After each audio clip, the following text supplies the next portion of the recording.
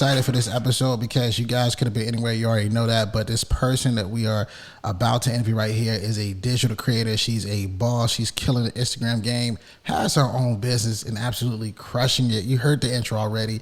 Sara, what's up, fam? Good to have you on the show today. Hello. Hey, how's it going? Oh, it's going good. Listen, I'm excited for this episode because you've been somebody that I've seen constantly grow, just not on Clubhouse, but also on Instagram and social media.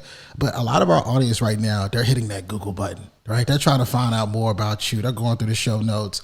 Tell us a little bit about, who the kid, the young girl growing up. Where are you from? So I am Ethiopian, but I was born in a refugee camp. My country was in a war back then, actually for a very long time. But born in a refugee camp, came to the States when I was 4 by a miracle, to be honest. And we came to Virginia. A church sponsored our family. And then my family was like, crap, there's no Ethiopians here. So my parents picked up and moved us all the way to Seattle because that's where my family was. And that's where I grew up. Oh wow! So as a young girl in Seattle, obviously your parents overcame a lot to make it here. What were Yeah. some of the things that you were just finding yourself just really, really interested in that we may not even know about? You know what's interesting is I thought I would hate entrepreneurship. I thought I would be a teacher. I love kids. I thought that the uncertainty of entrepreneurship, plus with my culture, plus there's coming from where I'm from, you don't really make it out like that. Like this isn't supposed to happen, and so I don't know if even I thought how big the world is and if the sky was truly the limit or was there a ceiling. And as I grew up, I realized there isn't. And, sometimes I hear people say, shattering glass ceilings. And I'm like, there's a ceiling? Nah, let's get rid of it. And so growing up, I'm really grateful that I had parents who allowed me to dream really, really big. And so nothing seemed, untouchable, even if it didn't seem necessarily possible, considering like how I got here. Absolutely. And parents play, such a key role in our lifestyle of growing up and helping us develop our thoughts, right? And our own thought process. Sitting back and looking at it now, what would you say is like the biggest lesson your parents ever taught you? Oh, that's a great question. My mom is the most incredible woman. Like, I know I'm biased, but my mom she's just incredible. My mom, when she came to the States, she was 19, and I was already she was about to turn 20 and I was already 4. And so to think back of everything she'd been through, like her story is wild. She left her country at 13 to seek refuge. That's a scary thing to do by yourself. And so to have to run and to survive, and then you get here and you just hustle, you grind. Like that's where I get my grind from, is my mom. And my dad, who Belay And Bell, my company is named after, my dad always taught me, like, yes, I'm a woman and yes, I'm a girl, but I didn't necessarily have to live by society standards of being a woman, and that I could be great, I could be bigger. There was nothing my dad told me I couldn't do. Like he taught me how to be independent in a way that I never required relying on people, but he also instilled in me my culture and the fact that like we need people, we have to be together, and you have to live in love and compassion and kindness. My dad was he's still like all about that life. I talk to my dad almost daily, and so like if you've ever known African parents, you are getting advice, some sort of cultural wisdom every day. And I would say like my mom taught me to grind. Like I am definitely I am my mother's daughter, and I couldn't be more proud. Oh man, I can feel that in the voice. I think like when you look back at, certain things in life, like there's always like activities that gets our interest that help shape us to what we're doing today. You're in that content and that personal branding space, like to be in that space, like were there things that you were like just gradually just drawn to as a kid growing up that say, you know what, maybe I could package something together, or like what was it for you to make you say, I want to join this space, but not only just join it, you've been somebody I've been watching that's been dominating at it, and it seems so effortlessly. So what would be your advice on that, and how did you get into it? Shawn, if I could be honest, I never thought I'd get into it. Hated it. Never thought I'd ever get on Instagram, YouTube, TikTok. if someone would have told me 10 years ago that this is where I would be, I would bet every single dollar in my bank account, not a chance. That's why when I hear people say like, it's not for me, or I'm scared, or I don't know how to do it, I'm like, just jump. I am very much a build a plane while you're flying kind of person, but it took me to my 30s for me to get there, if I could be honest. When I started Instagram, like if anybody was to go back and go look at my first post, I left it on there on purpose and never archived it, because I wanted someone to see how scared I was and how nervous I was. When I hit that first post, like I wanted to throw up. I was so scared. Vulnerability is not my strong suit. And so to allow people into my space and in my life was a lot for me to take in and kind of comprehend and navigate. But I realized that the more I shared my vulnerability, that's where my power lied. That's where I was actually able to make the kind of impact that I wanted to when I started to begin with. I thought that I would be a beauty page. This is not where it is now, is not what I anticipated. But, Shawn, I don't know if you're familiar with my story, but my son being diagnosed and being nonverbal and me being angry one day about a situation that we were dealing with, and I had to sue our county. And I was so angry. I'm like, God, you have to do something with this. And so after crying like my thug tears, 20 minutes later, I was like, I know exactly what I need to do. I rebranded, hired a strategist, hired a social media manager to help me kind of navigate my story and how to tell it, because I am so private. So it has not been an easy journey, but it has been one that has been well worth it. I think taking risk is so important, and it may look effortless, but trust me when I say it's not. It's always scary. Just hitting post is scary sometimes. Now, can I make content quickly now? Yes. Have I figured out like what my personal brand is and what my audience likes? Yes. But is it still scary? Yes. Every time. You know what I like about your story though is that like you're not afraid to tap into like that personal branding, but most importantly who you are, and things that's happened to you in your life. Like let's break that down for people. When you talk about I was going to do this beauty page and it was going to be so beauty focused, and then you started sharing your story, what was those first moments, like those aha moments when you're like, hold on, wait, people are really resonating with this, and there might be a community that I can build? I realized that as a Black woman, as a woman, with the platform, I held a responsibility that I needed to decide what I was going to do with. Being an influencer without influence is just me taking pretty pictures. So who do I want to be and what do I want to share? And yes, the beauty space was great for me, but there was so much that I needed to say. My son may not have a voice, but I have one, and I have the responsibility to talk. And I'll never forget the first time I shared the story, and I shared like my truth about my son. The emails, the DMs, the comments were, I think I cried for like an hour afterwards. I'm a sensitive thug, so that's the quickest way to make me cry is is my kids. But I realized in that moment, like I was so proud of myself, but I was also proud of my son. And then I didn't need to hide or shy away. Back then, I lived in Pittsburgh for 5 years and no one knew I had a child with special needs. No one. Not because I was embarrassed, but honestly, because I was just trying to figure out what the heck just happened to me. And I felt like the world was just dropped on me, or like I got hit by a truck and I didn't know how to navigate what was in front of me. And I realized that in order for me to heal, I needed to talk. And as I talked about my truth of, to be honest, I had to grieve. Sorry. That's right. I had to give myself permission to grieve what I thought our future would be.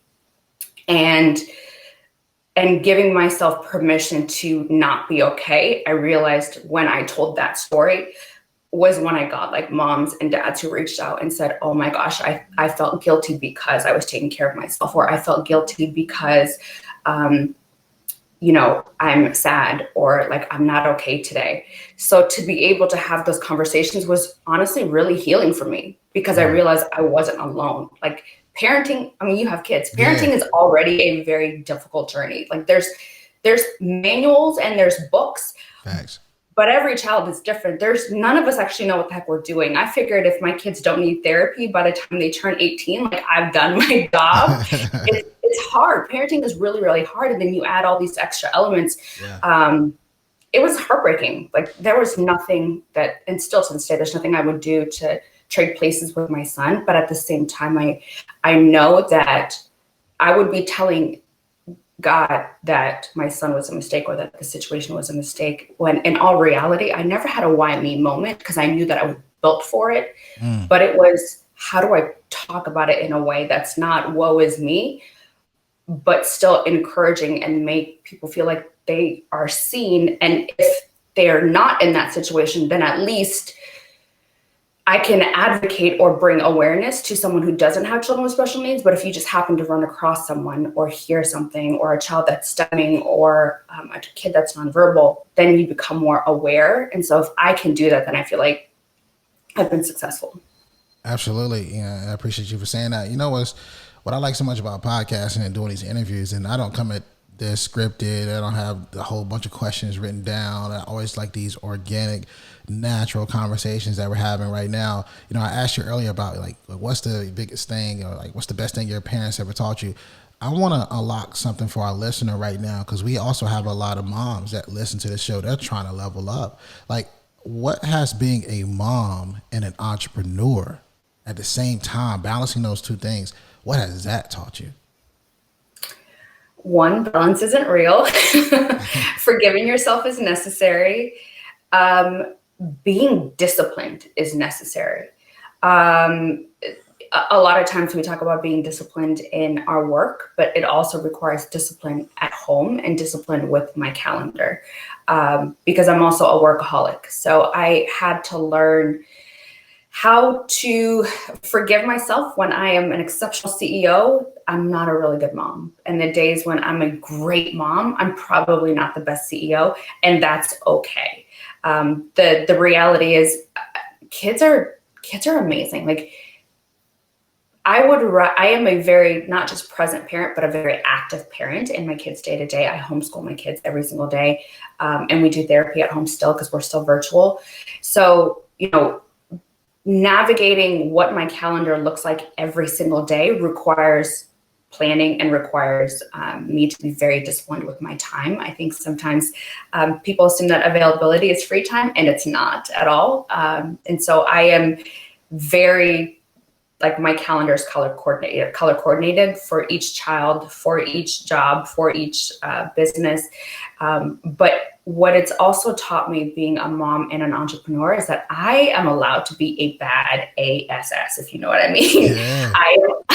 I am allowed to be, and I can be, and who is to tell me otherwise? My kids are the reason why, like, I can walk into a boardroom and be the only woman and dominate the space and not say a word. But that's like the confidence from being a mom. To be honest, I didn't have that before I had children.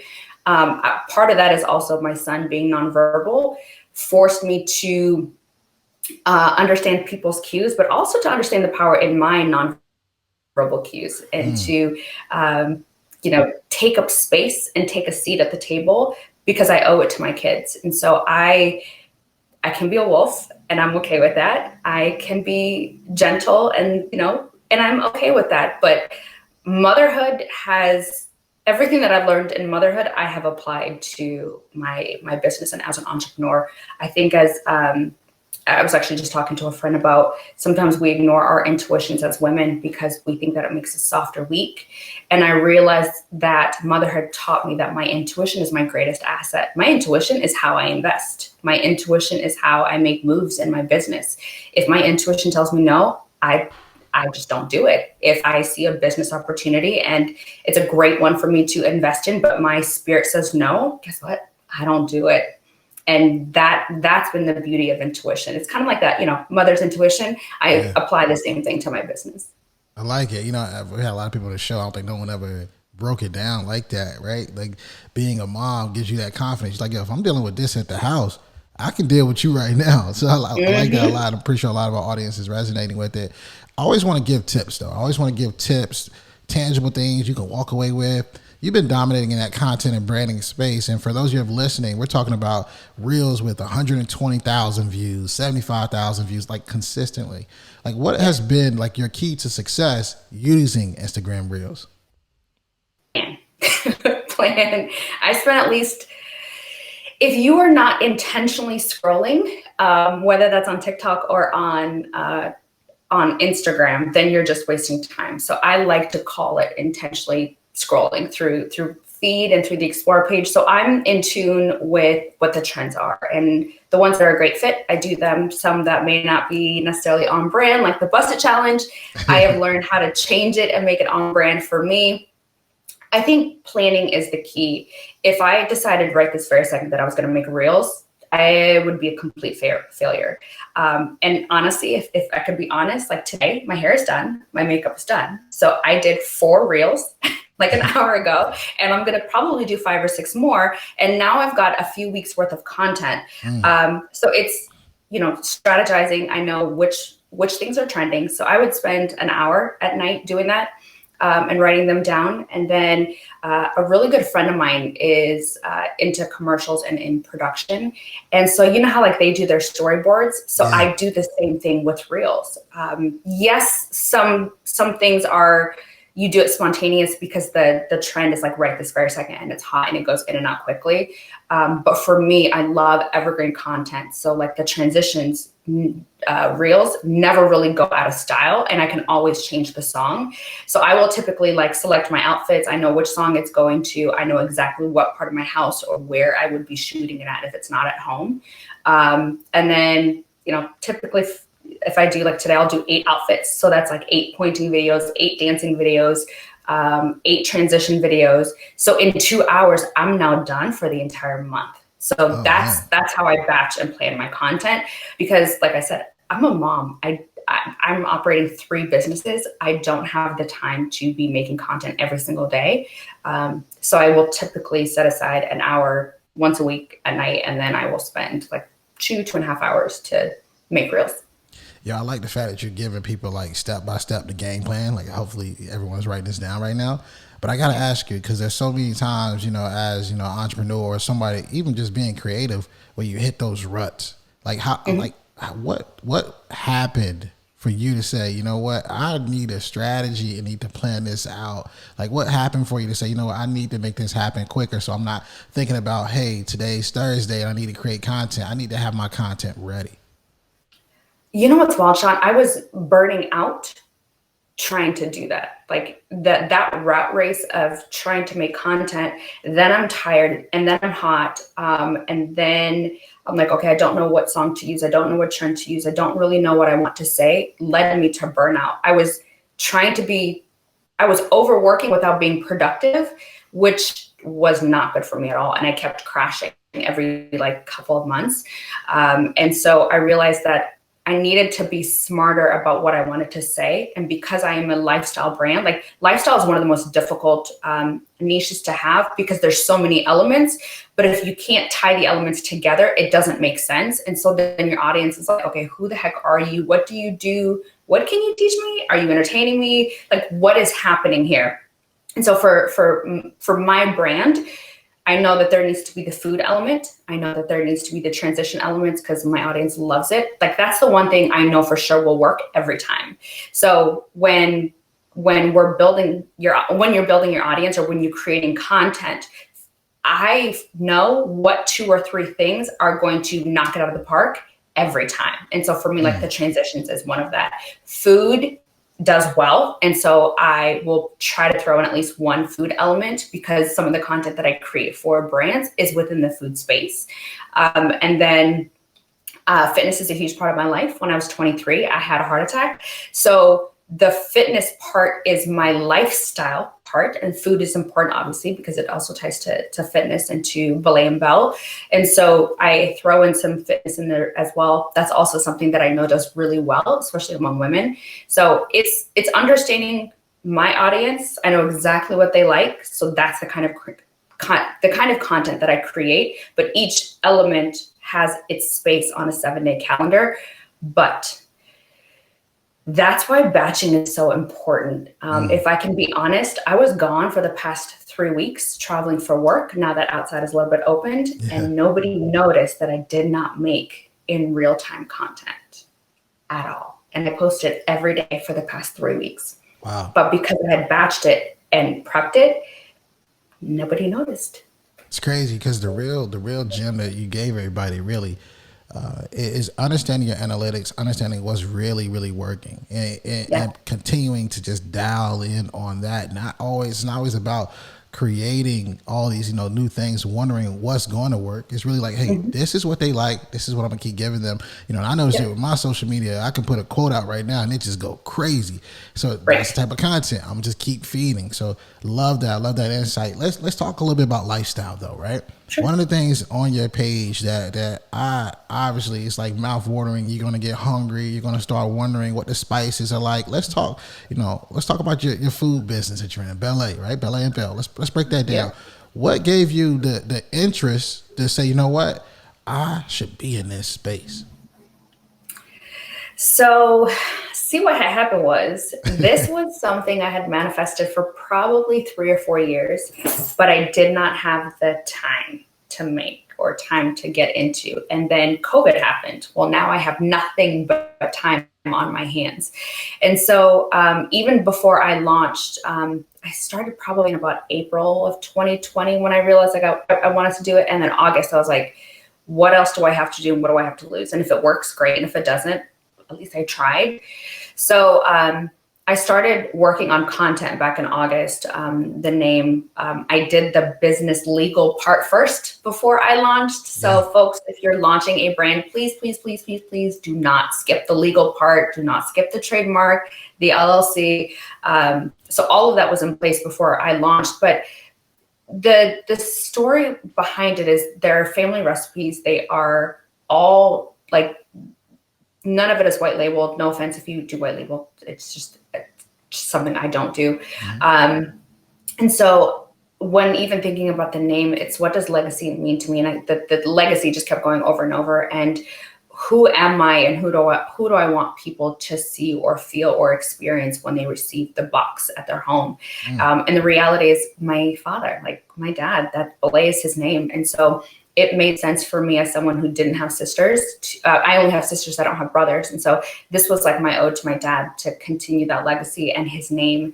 And so it is my hope that people experience like what it's like to be in my home, or if you are with, my family home with my parents, that you feel loved, that you feel warmth, that you feel complete, because that's how I built each of the spices, is that they were complete by themselves. But if you were to mix them together, it still works, which is kind of how family is. You are whole individually, but you are complete together. And that is my hope. I like it. That's just one flavor you got. Just the wording of it just sound crazy. It was like a blueberry barbecue sauce. I ain't never heard of it, but I got to try that one. That one seems, I seen Jeremy promote it and it looked like it's legit. Hey, listen, send me your address. I will ship you a box today. You got to try the blueberry chipotle. Is so good. And it's good on everything. I did the pizza, wings. Oh man, fried rice. You can put it on everything. Everything, yeah. My team, I made them this whole just big,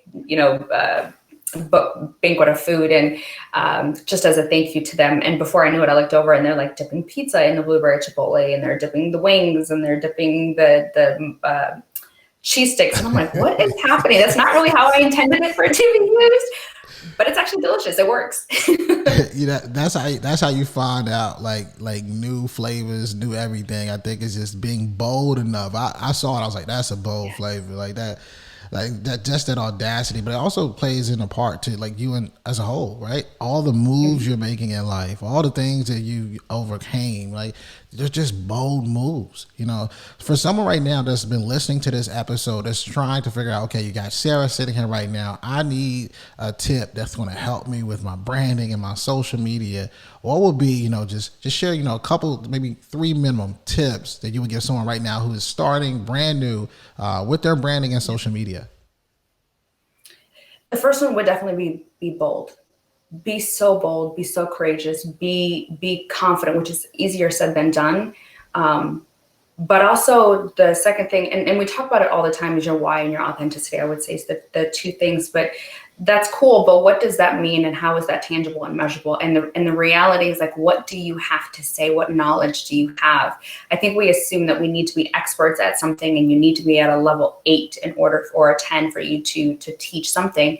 But the reality is, even if you're a 3, teach steps 1 and 2. If you have an experience, or whether that's good or bad, like, share that. And if I can be honest, actually, I've never shared this. 4 years ago, I had a scenario that almost broke me, like, broke me to my core. And I had 2 options. I could sit in the corner and I could cry and I could quit and I could give up, or I could take what happened to me and allow it to happen through me so that I can help someone else. So sometimes the very experiences that we're trying to hide, the parts of our life that's maybe ugly and not beautiful, are the parts where there is healing for someone else. Sometimes the story or the testimony isn't necessarily for you, it's for someone else.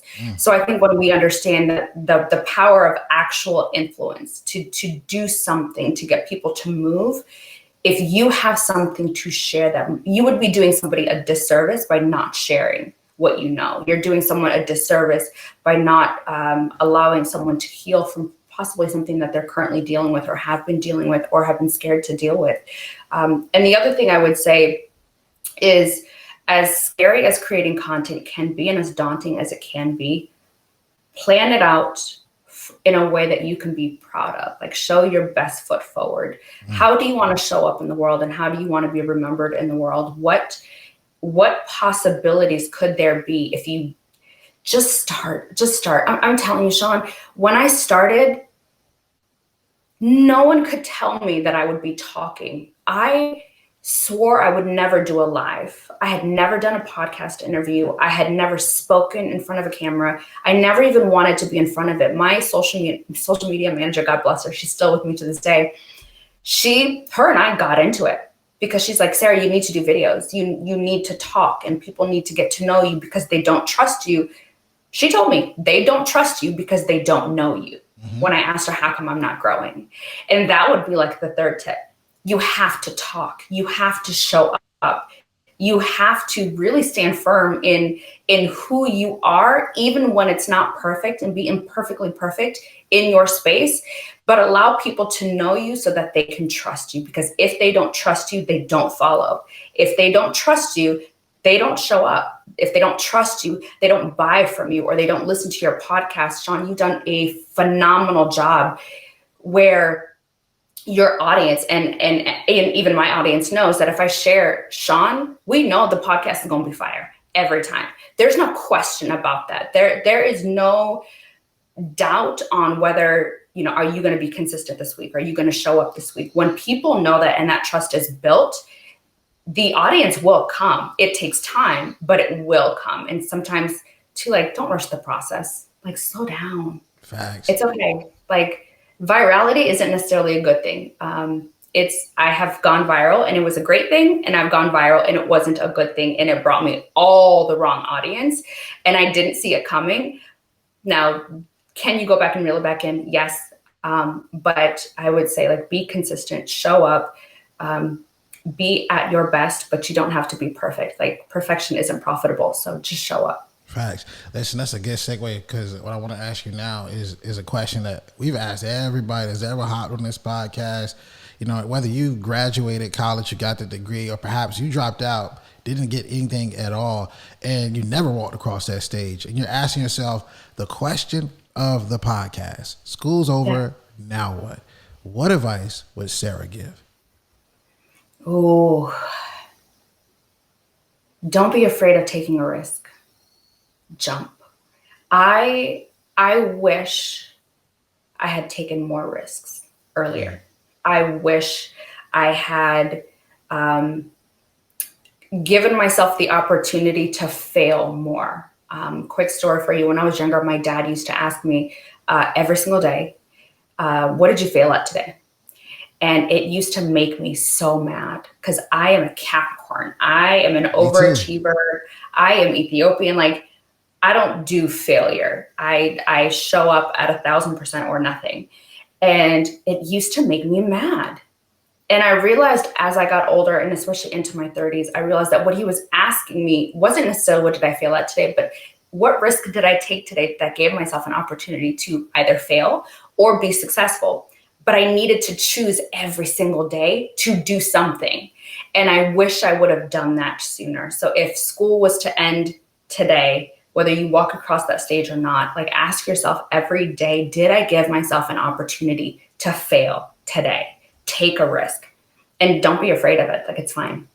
Facts. You gotta take the risk, and I like the fact you say, "Yo, take that risk quicker," so that you're not looking back at your life like, "Man, I should have done that," because you never know what benefits on the other side. Listen, sir, I appreciate you. You come on the podcast and absolutely crush it as expected. People want to know more about you, though. Just give them your social media and where can we find you. I am Sara Lovestyle on everything. It is saraluvestyle.com, Sara Lovestyle, Sara Lovestyle 20 on TikTok. But it's all the same handle on everything across every platform. And don't forget, you guys have been listening. I know you're probably hungry right now. Get that blueberry Chipotle barbecue sauce. Yes, head to belayandbell.com. Yes. Absolutely. Guys, for those who've been listening, you already know. Always remember, dream it, believe it, go out and get it. Hey, what's up, fam? Thanks for watching. Don't forget, hit that subscribe button, smash that like button. We'll see you next week here at Schools Over Now What. And always remember, dream it, believe it, go out and get it.